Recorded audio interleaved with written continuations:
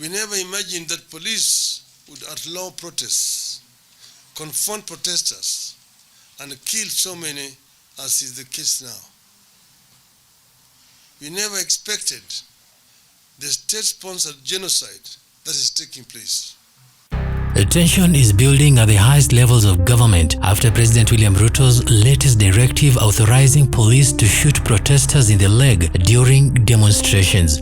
The statement, which came barely days after Interior Cabinet Secretary Kipchumba Murkomen reportedly issued a shoot-to-kill order against what he called rogue elements in protests, has sent shockwaves across the political landscape. But it is Raila Odinga's scathing response released through his secretariat that has jolted Statehouse into a frenzy, threatening to derail the fragile truce between him and Ruto. Na mjue mko na support yangu 100%. Yeah, mngetumia bunduki kupiga hao asingekuwa na shida kabisa. Si mmesikia hata leo nimetangazia kila mtu kwa Kenya. Sio ati ni siri tena.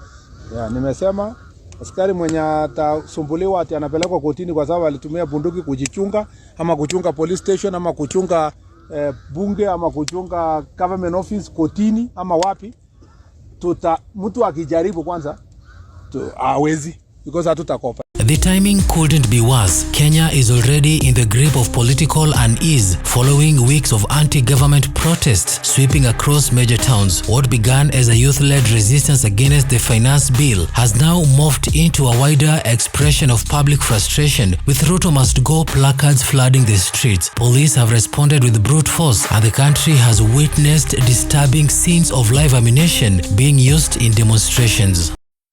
You witnessed a lot of bloodshed in the country recently.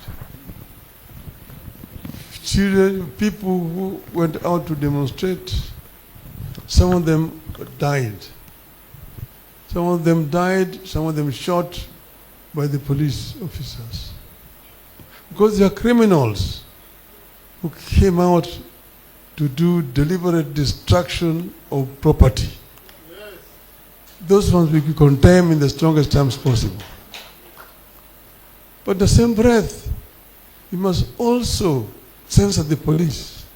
Then came the president's remarks, widely perceived as a green light for the police to escalate force. In his attempt to appear tough on lawlessness, Ruto's comments have added fuel to a fire that was already out of control. Insiders say the president's tone was calculated, aimed at silencing dissent and reasserting control over a restless public. But the backlash has been swift and heavy.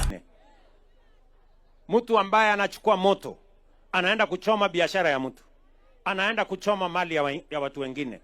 Mtu kama huyo apigwe risasi miguu, aende hospitali, akienda kotini. Yes. Yeah.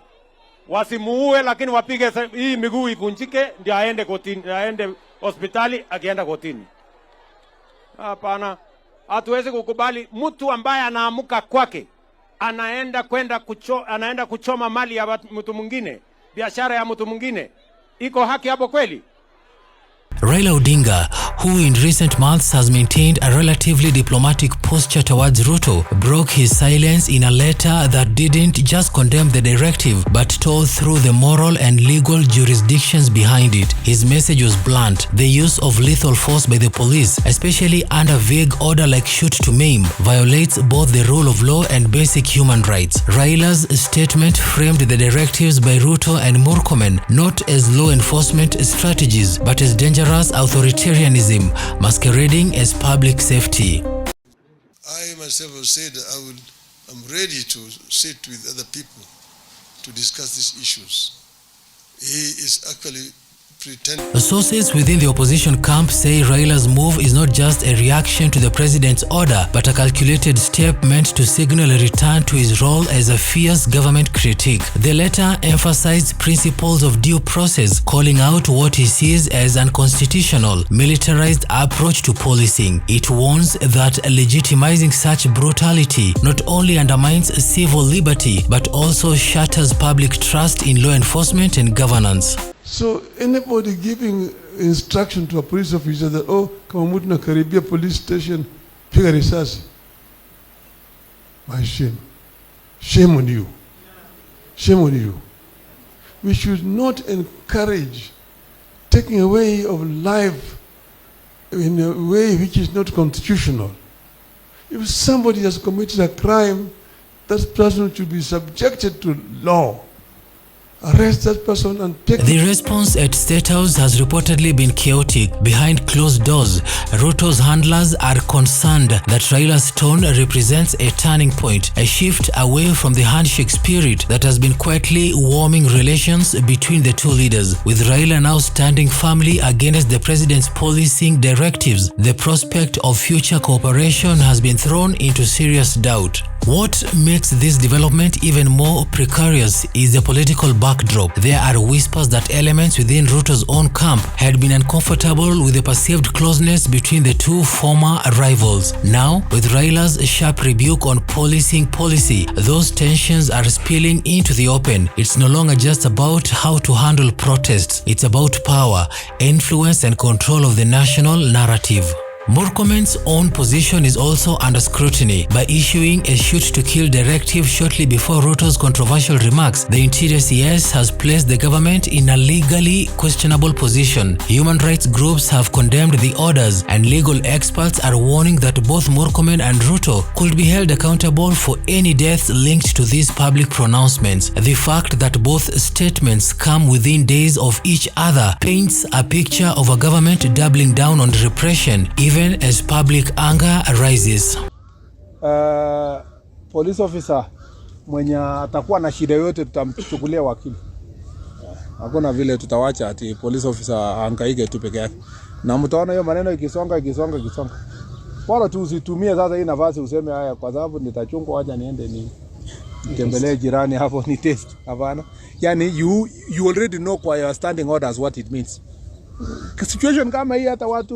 Now, as Raila'S letter circulates widely from social media to the corridors of power, Statehouse is working overtime to control the damage. But the message is clear. Kenya is not ready to normalize police brutality under the guise of maintaining order. Raila'S Odinga intervention has reinvigorated critiques of the regime and exposed a deep rift between two men who, not long ago, appeared to be edging towards detente. The coming days will be crucial. Will Ruto double down, defending his directive as necessary to curb chaos, or will the backlash force him to walk back his words in an attempt to rescue the legitimacy of his government? What's certain is that Raila'S sharp pivot back into opposition politics has shifted the conversation. A conflict of interest that has been simmering in the background has now erupted into public view, and with the lives on the line, the country watches closely.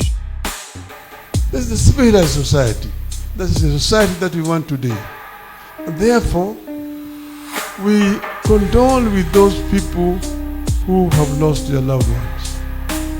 But at the same time, we condemn the criminals who deliberately went to destroy people's properties, burning courts, burning police stations. That is not a solution. So we must find a way as a country. This country, we need a proper way. We need a national convention to talk about the way forward, the Kenya we want. That is what is going to solve all the problems that we have in the country today.